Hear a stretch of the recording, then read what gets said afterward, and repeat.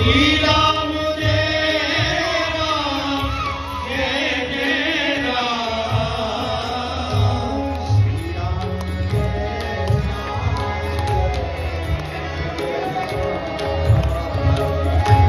श्री राम जय राम जय जय राम श्री राम जय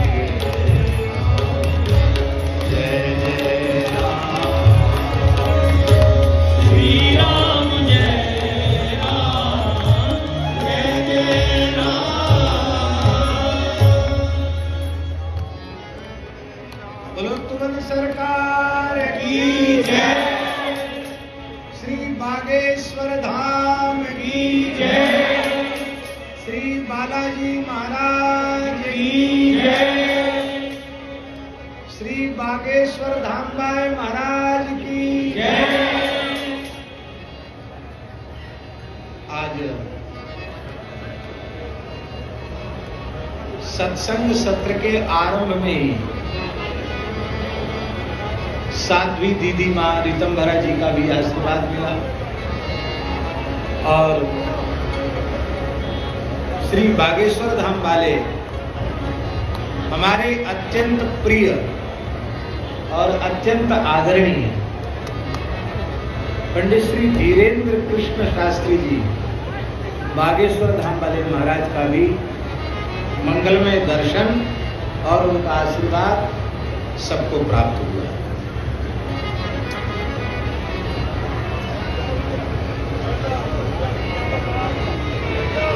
एक वाक्य है, बहुत प्रसिद्ध वाक्य है।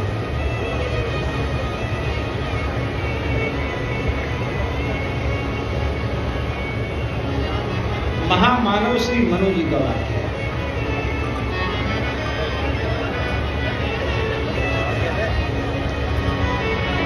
एतद्देश प्रसन्तस्य एतद्देश प्रसूतस्य सकाशादग्रजन्मनः स्वं स्वं चरित्रं शिक्षेयम् स्वं स्वं चरित्रं शिक्षेयम् पृथिव्यां सर्वमानवाः। श्री मनु जी महाराज कह रहे हैं शास्त्री जी, एतद् देश प्रसूतस्य, इस पवित्र भारतवर्ष की धरती पर जन्म लेने वाले उन लोगों ने अग्रजन्मा ब्राह्मणों के अनुग्रह से उनके सानिध्य के दिव्य महात्म से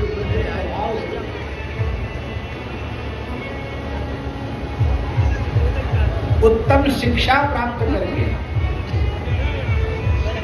अपने उत्तम शास्त्रीय जीवन से चरित्र से संपूर्ण मानव जाति को, विश्व की संपूर्ण मानव जाति को शिक्षा दी।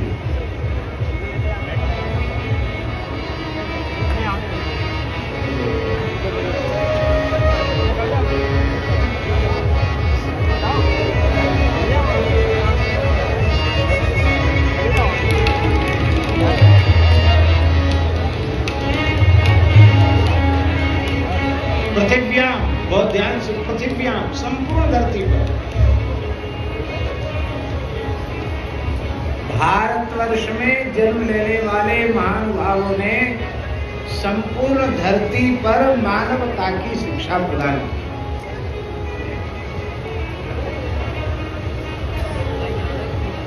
अपने चरित्र के माध्यम से शिक्षा प्रदान की।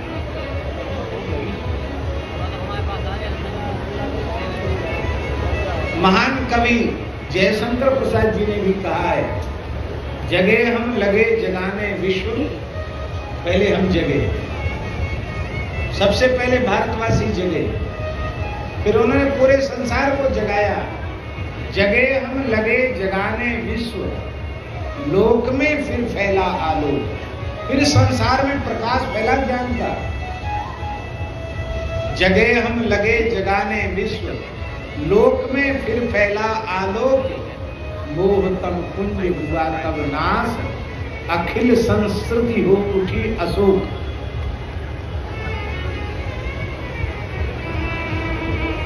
हमारे बागेश्वर धाम वाले महाराज ने भारत की धरती से बाहर जाकर लंदन की धरती, जिन लंदन के लोगों ने कम से कम 200 वर्ष तक यहाँ राज्य किया,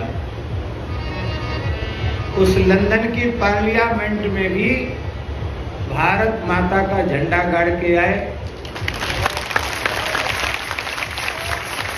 बुंदेलखंड का झंडा गाड़ के आए, गठरी बांधे आए।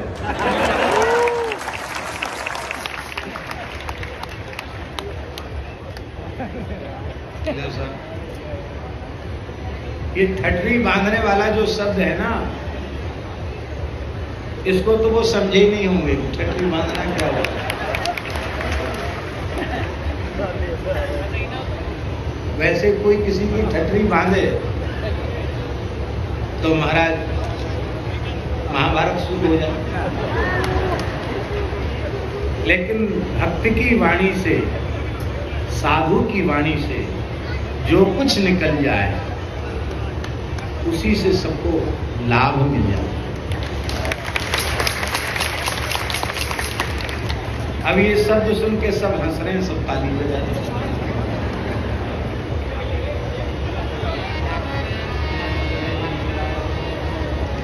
बहुत अच्छी बात है। राष्ट्र का, समाज का, युवा पीढ़ी का परम हित इसी प्रकार की युवा संत ऊर्जा के द्वारा संभव।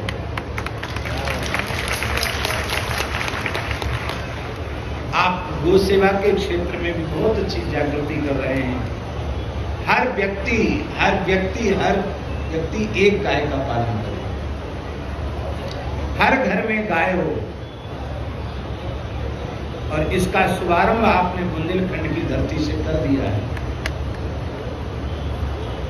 निश्चित ही ये भारत राष्ट्र का सौभाग्य है कि समय समय पर कोई न कोई महानुभाव प्रकट होकर के और देश का गौरव पूरे संसार में स्थापित करते रहते हैं।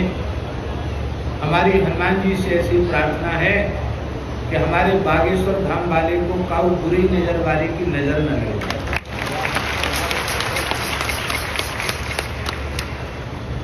ये सबका दुख हरते रहें और ये स्वयं सदा सर्वदा आनंद में रहें।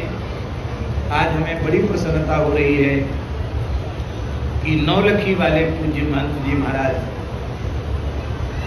परम तपस्वी और भजनानंदी, बहुत अच्छे महात्मा, बहुत अच्छे का मतलब 16 महात्मा नहीं, 20 महात्मा,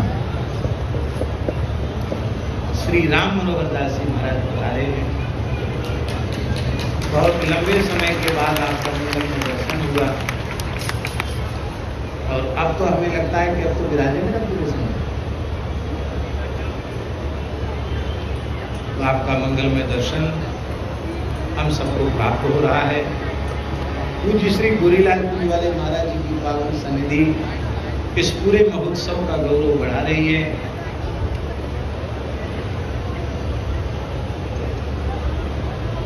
और हमको गंगादास जी ने बताया था कि 21 तारीख को बागेश्वर धाम वाले महाराज जी के आने की सूचना प्राप्त हुई। हमारे ब्रज के एक बहुत अच्छे विद्वान हैं श्रीमद् भागवत के पंडित श्री बसंत शास्त्री जी, हमारे ब्रज के इस समय के बहुत अच्छे विद्वान, भागवत जी के न्याय, व्याकरण, वेदांत, बहुत अच्छे विद्वानों में उनकी गणना है। वे आ तो रहे कृपा करके, लेकिन उनके आने का 21 तारीख का प्रयोजन ही यही था कि बागेश्वर धाम वाले महाराज से हमको मिलवा देना।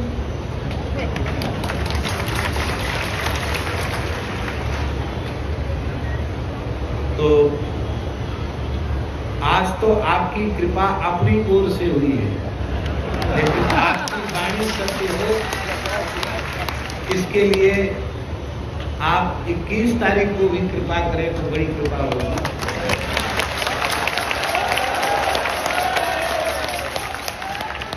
बहुत अच्छा होगा।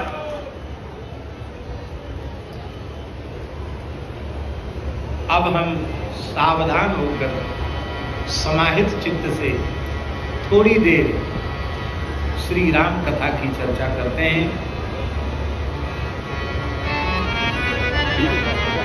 हम चर्चा कर रहे थे कि देवता बारंबार भगवती वाग देवता सरस्वती से प्रार्थना कर रहे हैं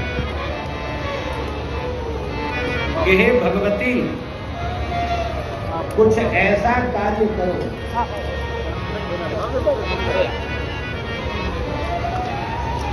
कि श्री राम जी का राज्याभिषेक न हो, वे बन चले जाएं। क्यों? बोले राम जी के बन जाने से हम देवताओं का काम बन जाएगा। केवल देवताओं का काम नहीं बनेगा, विप्र धेनु सुर संत लीन मनुज,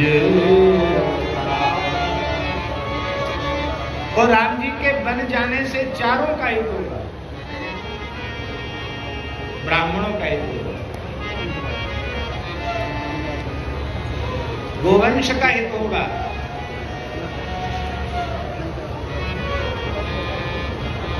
देवताओं का हित होगा, संतों का हित होगा। और सच्ची बात है, राम जी बन गए तो राम जी बन गए। समझ में आई बात की नहीं? राम जी बन गए तो राम जी बन गए, माने श्री राम जी में रामत्व को प्रकट करने का सामर्थ्य राम जी की वनवास लीला में, परम ब्रह्म का जो सौलभ्य गुण है वो सुलभ है। ये सौलभ्य गुण का प्रकाश वनवास की लीला में। वाल्मीकि रामायण का एक श्लोक है,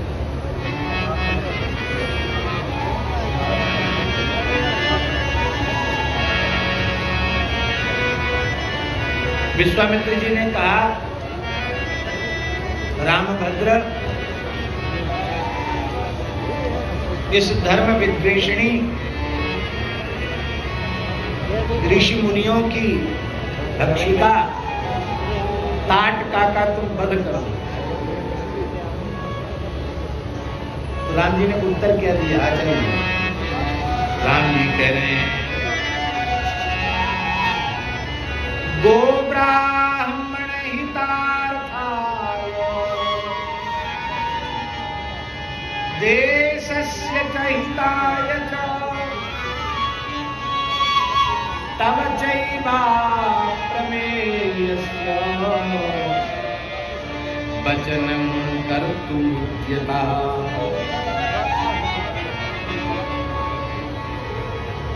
गौ और ब्राह्मणों के हित के लिए और फिर राष्ट्र के हित के लिए, देश के हित के लिए मैं आपकी आज्ञा से ताड़का बंद करूंगा, ताड़का का बंद करूंगा।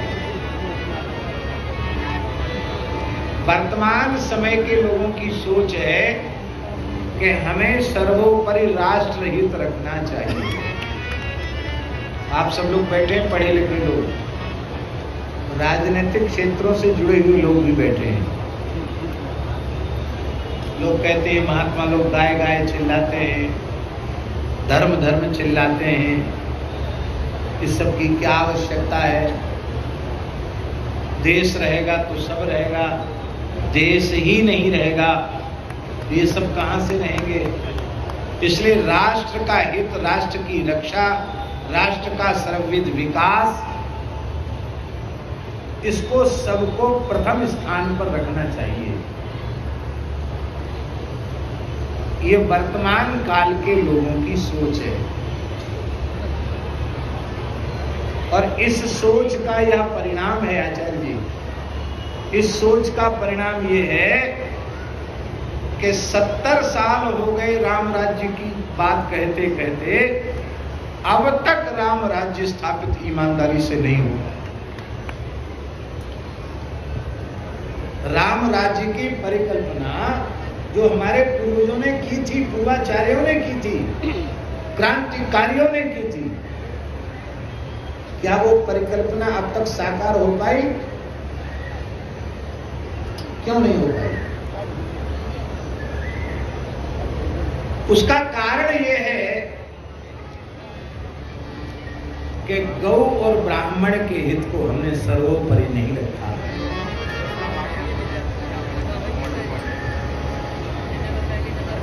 आप लोग कहेंगे गाय के हित से किसका हित होगा? और ध्यान से सुने,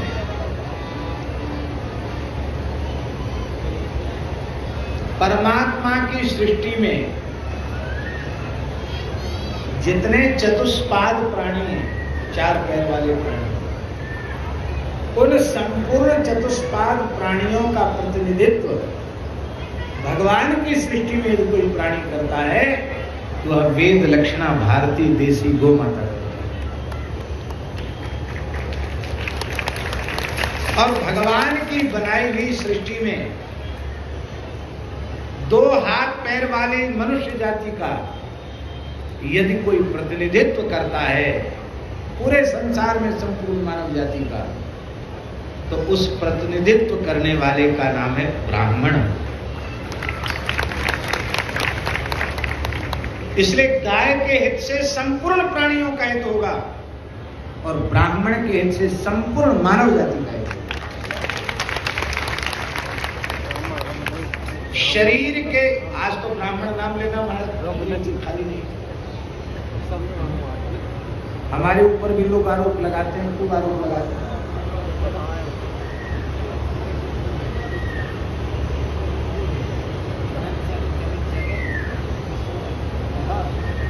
इधर इटावा मैनपुरी तरफ कथा हुई, एक नेता ही थे, बड़े नेता। उस कथा में चंद्रा स्वामी जी भी आए थे और मुलायम सिंह जी भी आए थे।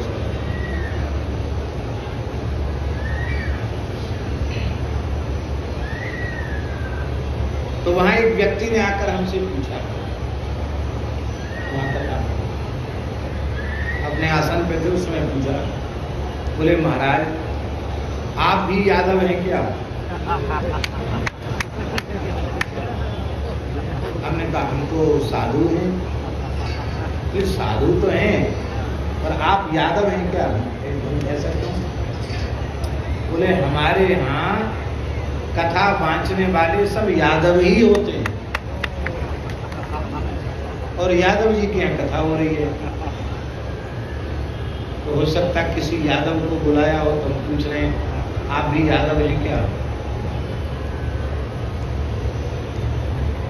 तो हमने कहा आपको क्या लगता है? बोले हमको लगता है आप यादव तो नहीं हो सकते। क्यों? कैसे लगा आपको? बोले आप, हम आज 4-5 दिन हो गए कथा सुनते सुनते, नित्य किसी न किसी रूप में आप ब्राह्मण की बड़ी प्रशंसा करते हैं।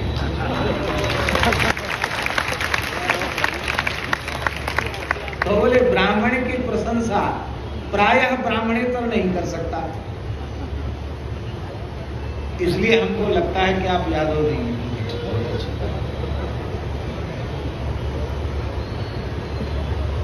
भैया जिमि द्विज द्रोह किए कुल नासा,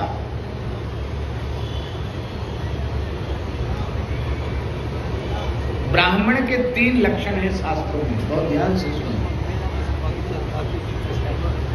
वैसे तो बहुत लक्षण है, लेकिन अति संक्षेप में यदि कहना पड़े तो जन्म, तप और श्रुति, 3 लक्षण।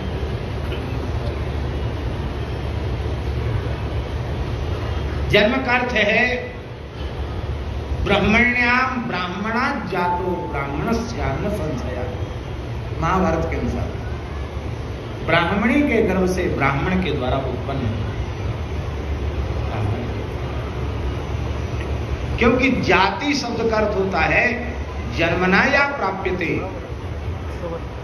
जन्म से ही जो प्राप्त हो जाए उसको जाति कहते हैं।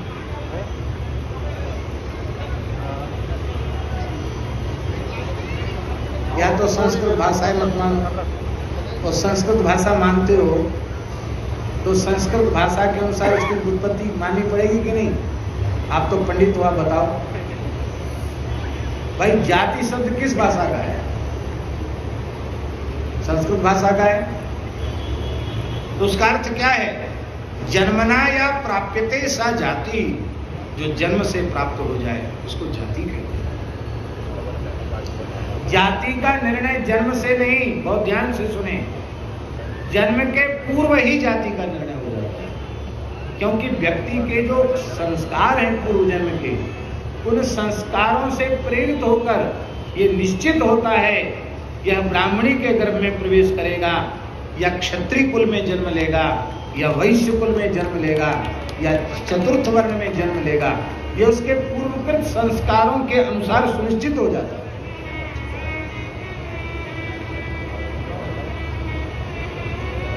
पर यह वर्ण व्यवस्था द्वेष मूलक नहीं है, घृणा मूलक नहीं है, सौहार्द मूलक है, विवेक मूलक है, व्यवस्था मूलक है। हमारे यहां द्वेष और घृणा को कहीं कोई स्थान नहीं है। और भगवान की भक्ति, क्या कहें, हमारे यहाँ इस राष्ट्र के महान ऋषि मुनि धर्माचार्यों को, महापुरुषों को जो सम्मान मिला है, वही सम्मान हमारे राष्ट्र के महान संत श्री रैदास जी को मिला।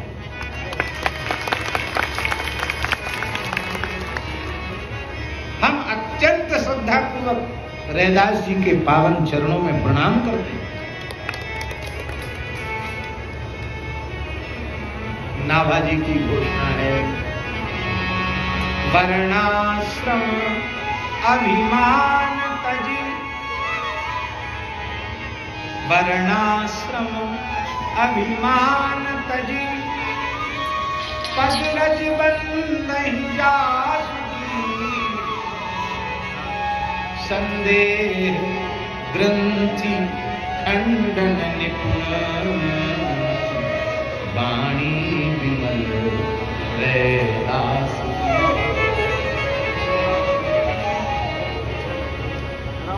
तिवारी जी, भक्ति न करे, भगवान से विमुख हो, तो 12 गुणों से अलंकृत ब्राह्मण के भी कल्याण में संदेह है। और भगवत शरणागत होकर अनन्य भाव से भजन करने वाला हो तो अहो बत स्वपचो तो यज्ञवाग्रे वर्तते नाम तुभ्यं, ते पुष्टपस्ते जुहुः ससुराया, ब्रह्मानुचि नाम।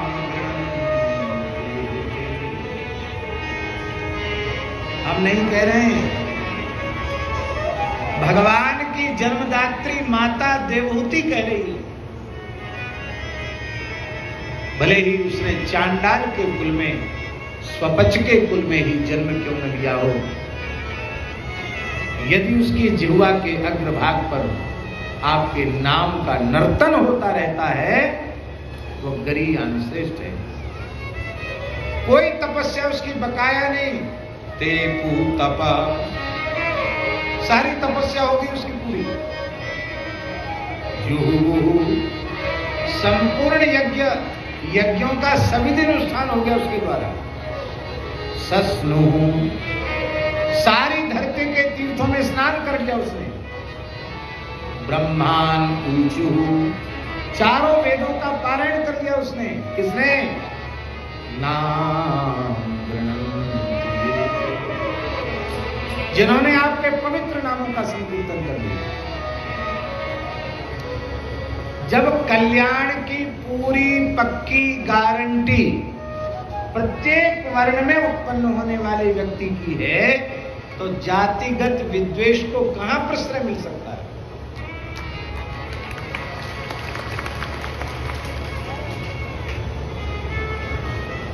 श्री ऋतंभरा जी ने भी समरसता की बात कही, सामाजिक समरसता की बात कही और संकेत किया आज संपूर्ण देश की हिंदू शक्ति को संगठित होने की आवश्यकता है।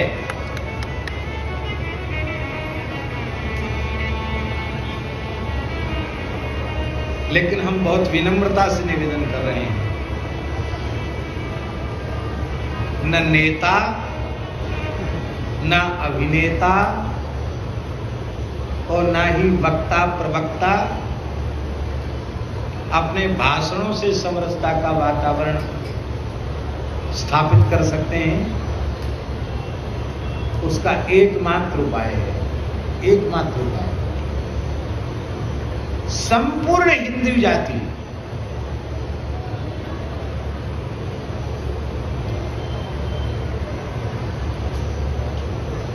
भगवत भक्त होना है। सबके मस्तक पर ऊर्ध्वपुंड विराजमान हो जाए, सबके कंठ में श्याम वंदनी तुलसी विराजमान हो जाए, सबकी जिह्वा के ऊपर भगवान नाम की प्रतिष्ठा हो जाए, सबके हृदय में भगवत चरित्रों की प्रतिष्ठा हो जाए, तो हम ये व्यास शासन पर भगवत स्वरूप रामचरित मानस जी को साक्षी करके बोलते हैं, संसार के संपूर्ण भेदभाव समाप्त हो जाए। वास्तविक समरसता तभी आएगी जब सब भक्त हो जाएंगे, क्योंकि हम सो इन साधु हम सो इन साधु हम सो इन साधु सो पंगति हम सो इन साधु सो पंगति जिनको नाम लेत दुख छूटत जिनको नाम लेत दुख छूटत सुख लूटत इन संगति सुख लूटत इन संगति इन साधु में सो संगति हम सो इन साधु में सो संगति हम सो इन साधु में सो। भैया जी इसमें अंतिम में अब देखिए भेद खत्म हो रहा है। तीन लोक केवल भारतवर्ष नहीं, तीन लोक 14 भुवनन में तीन लोक 14 भुवनन में तीन लोक 14 भुवनन तीन लोक 14 भुवन में भय होए हरि प्यारे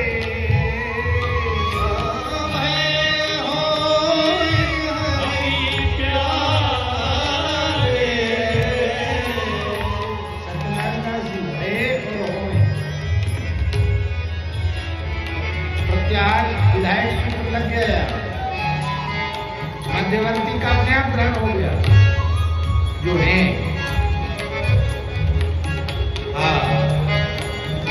तीन लोक 14 भुवन, तीन लोक 14 भुवन भय होहि हरि प्यारे, भय होहि प्यारे, तिन तिन सो व्यवहार हमारो, तिन तिन सो व्यवहार हमारो, अभिमानी से न्यारे, अभिमानी से न्यारे, भगवत रसिक रसिक परिकर, भगवत रसिक रसिक परिकर, सादर भोजन पावे, सादर भोजन पावे, जो कुल आचार अनादर, जो कुल आचार अनादर, देख ध्यान नहीं लावे, देख ध्यान नहीं लावे, इन साधु हमें सो, इन साधु में सो कमलती हमें सो, इन साधु में सो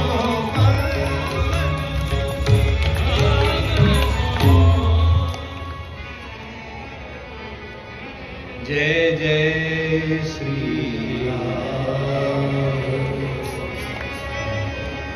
राम जी के वन में जाने से गौ ब्राह्मण कहत होगा, इसलिए हम कह रहे थे ब्राह्मण का हित माने संपूर्ण मानव जाति का हित। बहुत ध्यान से सुने, ब्राह्मण देवताओं से विशेष प्रार्थना, विशेष ध्यान से सुने। सच्चा ब्राह्मण कहलाने का अधिकारी कौन? जो समाज के प्रत्येक प्राणी को दुख रहित बनाने के प्रयत्न में लगे, केवल मनुष्य को नहीं, संपूर्ण प्रकृति पर्यावरण का जो परम हितैषी है वो सच्चा ब्राह्मण। शरीर के आचार्य जी, शरीर के किसी अंग में रोग उत्पन्न होने पर